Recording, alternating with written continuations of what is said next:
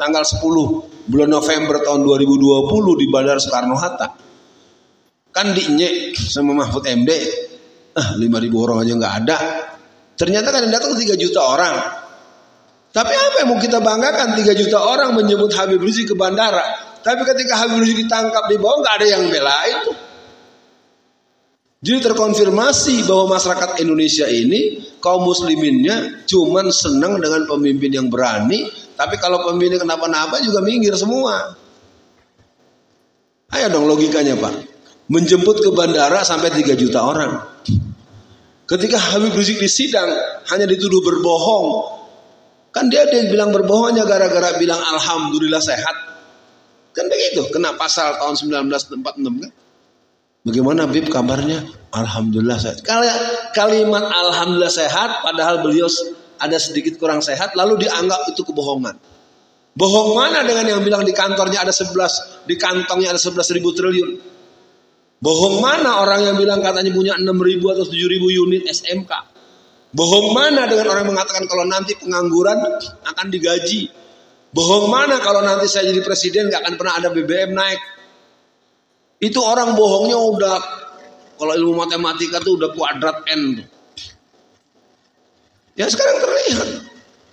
Mereka gak akan ada yang tersentuh. Termasuk yang kemarin melempar kepada Rocky Gerung dan Refli Harun. Orang hanya bisa menyebut namanya siapa. Tapi gak akan diapa-apakan. Karena saya punya dugaan kuat itu juga rekayasa. Termasuk yang kemarin di Batam. Mengerikan kalau Bapak lihat di Batam itu bagaimana kampung-kampung diserbu anak-anak sekolah. Dibombardir dengan gas air mata. Dengan enaknya mengatakan itu di bawah angin. Persis banget dengan yang di Kanjuruhan. Ya. Nah mudah-mudahan dengan adanya pengantar sini karena kita punya waktu harus dikawal dengan dialog. Menjadi pengendali, berkuasa dan memutuskan kebijakan. Artinya kalau kita menang ya kita punya otoritas gitu Pak. Sekarang jadi wakil presiden hampir 4 tahun ya, nggak ada apa-apanya. Kemana-mana ngaku katanya pemimpin organisasi besar. Perbuatan maksiat, LGBT, nggak ada suaranya. Ya, LDII, ya. Jadi kalau kita mau buka sebetulnya persoalannya bukan karena hebatnya musuh. Tapi memang lemahnya kita secara internal dan kita tidak merancang kemenangan untuk meraih kemenangan itu. Kenapa? Karena kita selalu gelisah dengan bencana alam. Tapi tidak khawatir dengan bencana politik. Ketika bencana alam kita berbondong-bondong nyumbang uang, nyumbang pakaian layak pakai, selimut, segala macam. Mie instan, apalagi. Lalu bencana politik. Sementara di pojok-pojok kampung yang ada hanya posternya Ganjar sang penikmat film porno. Ya kan? Kalau Bapak ke kampung-kampung kan yang ketemu kalau bukan Ganjar Prabowo doang. Pak Anies Baswedan mana? Ya, mana ada yang mau bikin kalau nggak disediain dibuatin. Ya. Kami di sini saya dengan istri saya kita produksi 500 bendera. Bendera PKS, bendera P3, bendera PBB, bendera Partai Umat, dan bendera Masyumi. Secara simbolik kita pasang di rumah Pak 5-5-nya. Nah yang lain minta. Habis minta bendera dipasang depan rumahnya, dimarahin sama anaknya. Takut dimarahin sama ranting PDIP. Nah, bayangin. Kita mau masang aja yang nakut-nakutin anak-anaknya bukan PDIP tapi takut. Wah udah Pak, jangan politik. Ini Bapak terpapar si Alfian nih. Mempersempit atau menutup ruang gerak barisan Hizbus Syaitan. Jadi hari ini kalau kita mau buka banyak hal yang membuat kita keluh dan pilu di hati. Tanggal 21 bulan Desember tahun 2021. Kantor MUI Surakarta itu didemo oleh 7.000 orang Senkom, laskar daripada LDII. Siapa yang didemo? Ketua Muhammadiyah yang juga ketua MUI, Pak Ustadz Sobari. Ya. Lihat Pak Seto serius, jangan-jangan Pak Seto baru dengar sekarang. Gitu. Gimana mau ngelawan musuh dengar juga baru sekarang? Iya, sakit kan? Masuk sini kan ICU kan? Iya. Karena di demo oleh LDII, oleh Laskar Senkom. Senkom itu logonya mirip dengan logo polisi. Apa artinya? Sebenarnya kita beradab kalau kata bahasanya seperti di rumah sakit unit gawat darurat. Di antara pisau perlawanan kita, senjata perlawanan kita adalah membangun kekuatan dan kemenangan politik. Maka untuk memenangkan Pak Anies Baswedan itu harus menjadi pikiran bagaimana agar beliau punya tiket. Antum punya duit 500 miliar, masuk ke Solo balapan, pengen berangkat ke Gambir, tapi nggak megang tiket. Bisa naik kereta nggak? Biar duit lu banyak nggak bisa, tiketnya mana mas? Sekarang kalau masuk ke stasiun kereta, itu nanti ada ini sistem langsung kita masuk. Enggak, vaksin udah nggak ada sekarang. Ya, kalau yang masih bilang vaksin berarti udah lama nggak naik kereta tuh ya. Kalau saya agak rutin masalahnya. Sekarang badan kita aja, kita sekali-sekali dicek gitu, nanti kita masuk nggak pakai tiket lagi. Yang penting kita sudah bayar, ketahuan, nanti kita masuk. Ada semacam ini kaca, dia punya ini wajah kita. Nanti kalau masuk nama kita, pintu itu terbuka. Saya juga kaget kemarin mau ngeprint ini tiket kok nggak bisa. Terus kata penjaganya, Polsuskanya, masuk aja Pak. Kalau Bapak memang udah beli tiket. Betul, ketika saya sampai di depan gerbang itu pintu terbuka, baru masuk. Nah, jadi kembali buat Bapak dan Saudara sekalian, Indonesia peringkat 1 pemain judi slot gakor di dunia dan rekornya kalahkan Rusia. Keren. Padahal yang namanya judi itu adalah induknya dosa bersamaan dengan minuman keras, kan itu kan ayatnya gitu. Ya ayyuhallazina amanu gimana nih? Innamal khamru terus min amali syaitan fajtanibuhu la'allakum tuflihun. Itu kan dia. Bayangkan, apa Bapak tahu di Solo ini adalah produsen anjing nomor 2 terbesar se-Indonesia. Ya karena ketua fraksinya PDIP. Nah kalau dalam kondisi gonjang-ganjing gini masih juga ngomong pemilu togut, pemilu kafir. Habis gitu tidur. Kita kan berhadapan yang begitu kan. Saya nggak bisa ngomong lebih jauh karena memang ini akhirnya kita bertengkar dengan kita. Ribut-ribut ini nggak ada dalam Islam. Kalau nggak dalam Islam, bikin kombatan, bikin tim sebagaimana Taliban. Kalau ustadznya ditangkap sama Densus, tangkap Densusnya. Sudah ada belum di Jawa Tengah laskar yang bisa nangkap Densus? Nah, kalau belum ada ya kita pakai politik dulu. Jadi kan kita juga harus realistis. Setiap Desember ada 500 orang yang akan ditangkap dan selalu ditangkap. Silakan ikuti. Itu ritual rutin tahunan plus pemasukan fulus miliaran dan triliunan. Yang dibabat habis ya dari Jawa Tengah, sentrum utamanya Solo Raya, yang merintah Jokowi. PKI mana lagi yang ingin kau dustakan?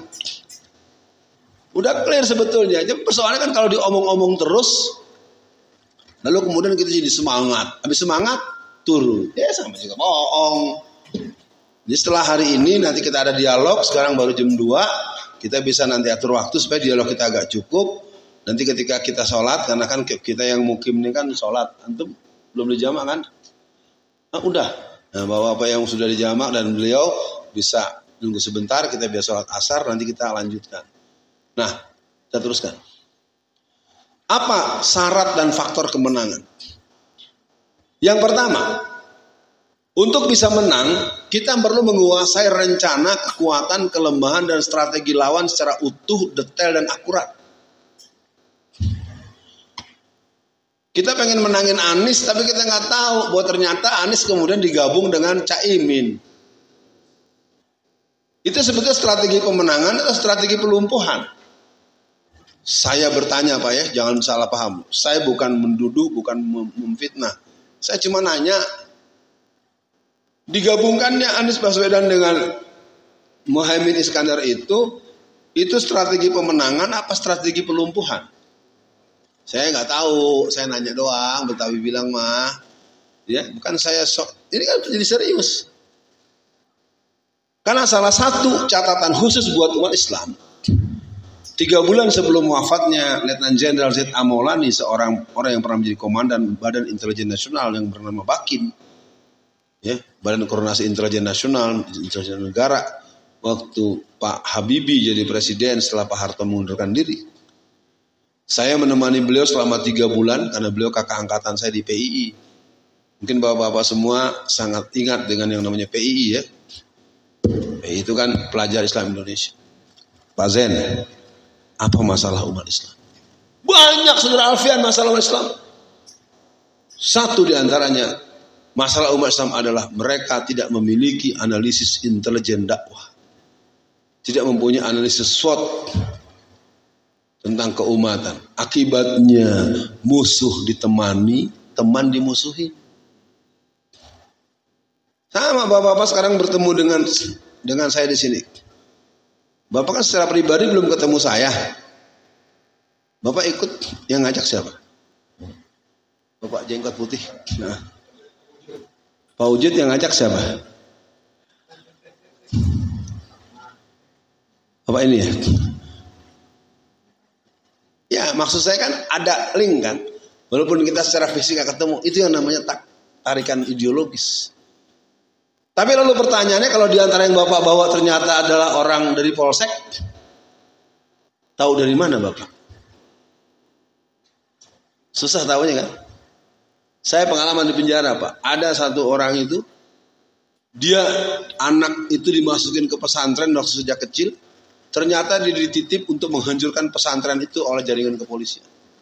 Setelah dia 8 tahun di pesantren, dari umur SD, kalau 8 tahun kan berarti SMP 3 tahun, SMA 3 kuliahan, itu pimpinan pesantren itu dikasih dosis narkoba, dosis tinggi.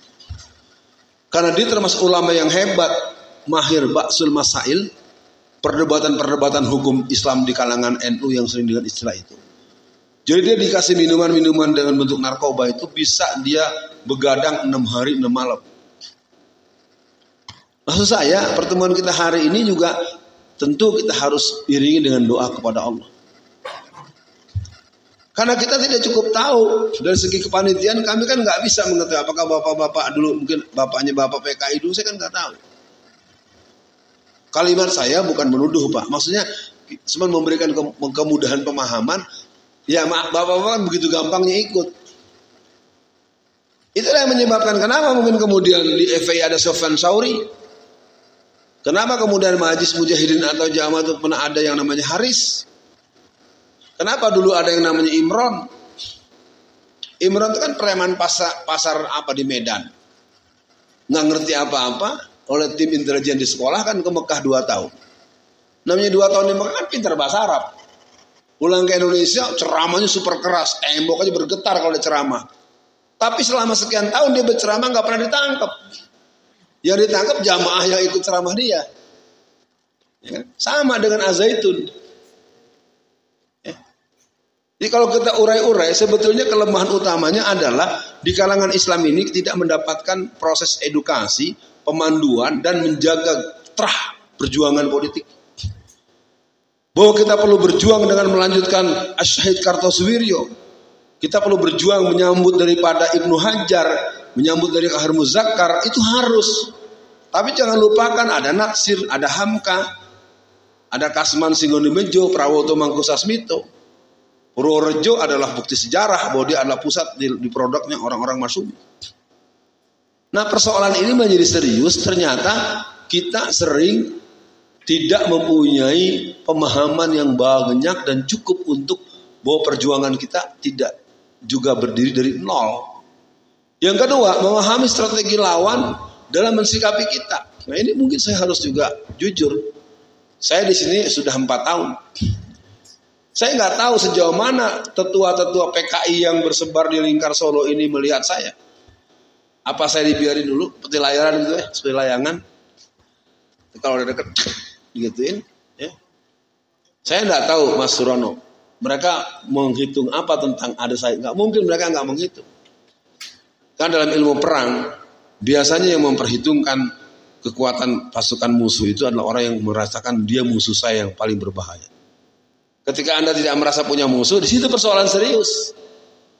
Salah satu kelemahan pendidikan di Indonesia adalah tidak mengajarkan konsep musuh. Musuh itu harus dikasih tahu. Musuh kita yang pertama al-aduwwu mubin.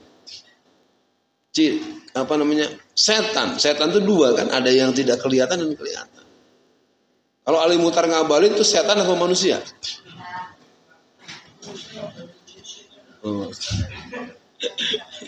Enggak, saya nanya ya. Jadi kalau dari segi hukum saya nggak kenal, orang nanya doang. Saya kan nanya, ya, nggak nuduh. Oke, yang ketiga, merumuskan strategi yang levelnya di atas kompetitor sehingga kemenangan menjadi satu keniscayaan. Saya tidak cukup paham Bapak dalam posisi apa di PLN. Emangnya kita masih punya PLN?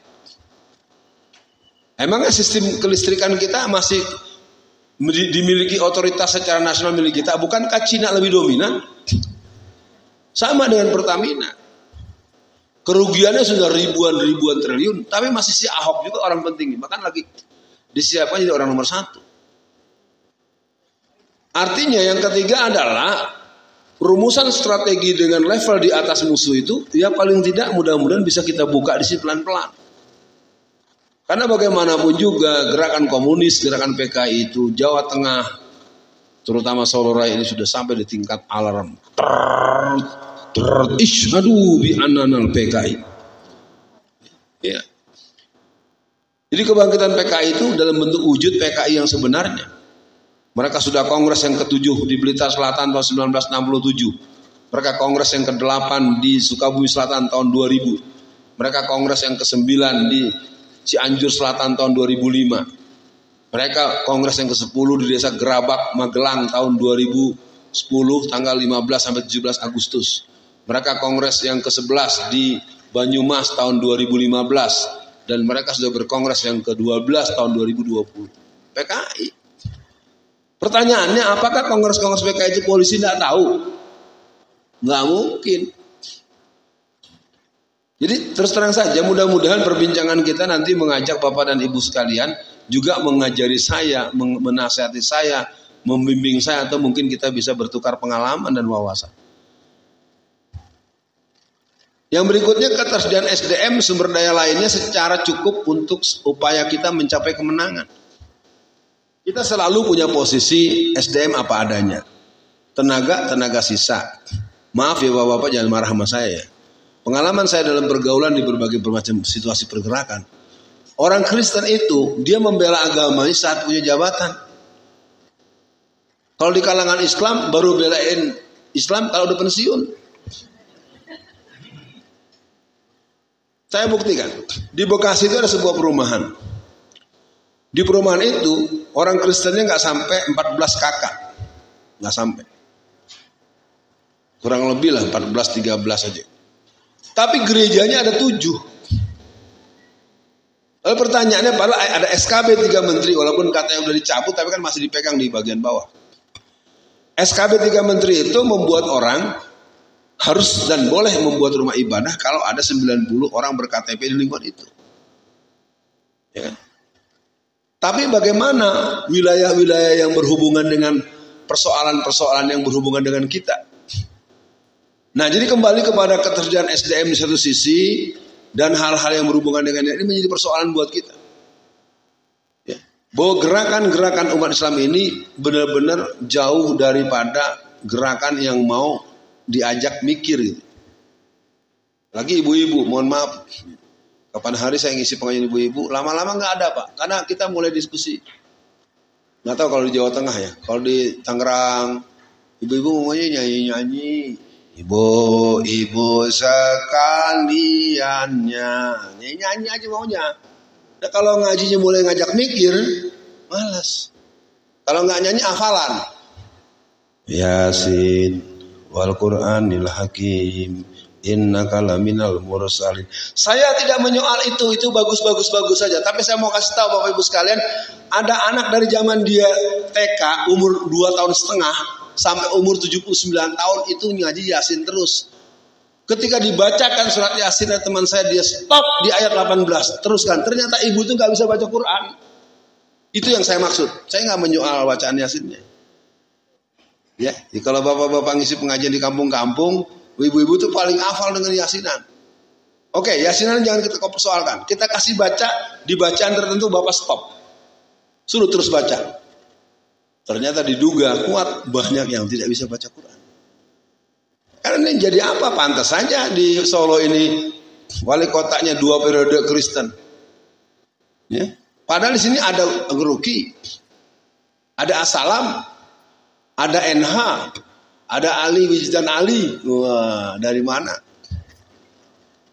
Oke, mudah-mudahan nanti ada kesempatan bertanya, dialog yang cukup panjang. Yang pertama, menguasai rencana, kekuatan, kelemahan, strategi lawan secara utuh, detail, dan akurat. Saya terkejut ya, di beberapa kesempatan saya ngobrol-ngobrol dengan masyarakat. Ibu-ibu yang ada di daerah-daerah yang basis PDI Perjuangan itu hari ini sudah pegang surat pemanggilan nyoblos. Siapa yang buat? Kan gila kan? Sementara kita boro-boro peduli. Maaf ya kalau saya tanya Mas, saya tanya sama antum. Antum namanya tercantum nggak di daftar pemilih tetap? Antara tidak tahu atau belum lihat. Gitu Pak Ustadz. Di kalangan kita tuh masyarakat pribumi, masyarakat muslim itu enggak membiarkan saja bahwa ternyata namanya dicatut, ternyata namanya dihilangkan, namanya diganti sama si Asyong. Ketika lihat namanya enggak ada, kalau enggak ada surat panggilan. Dan ketika tidak dipanggilkan pun tidak komplain. Jadi saya orang yang aktif penuh di P3 dari 82 sampai 2017, saya ingin mengatakan bahwa ada varian-varian kecurangan yang membuat kita kalah karena kita memang tidak pernah mempersoalkan orang yang menyurangi kita. Dianggap curang dalam politik itu urusan dia, bodo amat, ntar gak dibalas sama Allah di akhirat. Dibalas Allah di akhirat itu iya, tapi ketika Anda membiarkan suara Anda diambil, ini yang terjadi hari ini. Mengerikan. Memahami strategi lawan dalam mensikapi kita. Jadi kita ini mau apa? Habib Rizik harus dibunuh dalam waktu dekat.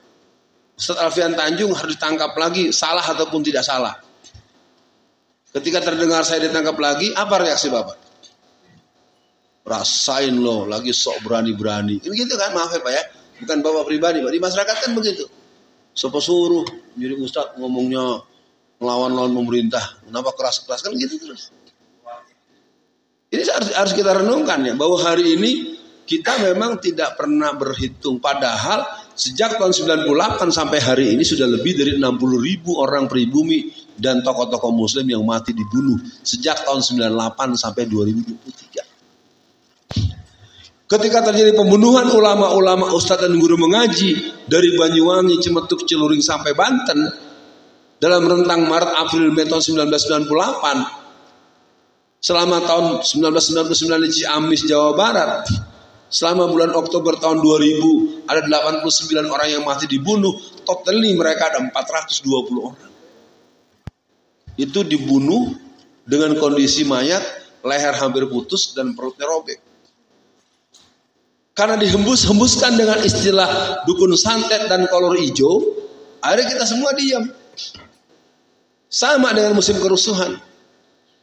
Kerusuhan Mei itu yang paling banyak mati itu orang-orang yang terpanggang di pusat-pusat perbelanjaan mewah. Tapi kan yang dihembus semua, pemirsa, telah terjadi kerusuhan. Adanya pemerkosaan massal kan gitu. Padahal menurut kesimpulan dari Badan Intelijen Nasional maupun FBI, Intelijen Amerika, peristiwa tanggal 13, 14, 15, 13, 14 itu adalah matinya pahlawan-pahlawanan Trisakti. Kenapa saya sinis dengan pahlawan? Mereka bukan aktivis pergerakan. Ada tembakan, ditembakkan ke arah Trisakti. Yang namanya peluru itu Pak mental, Pak.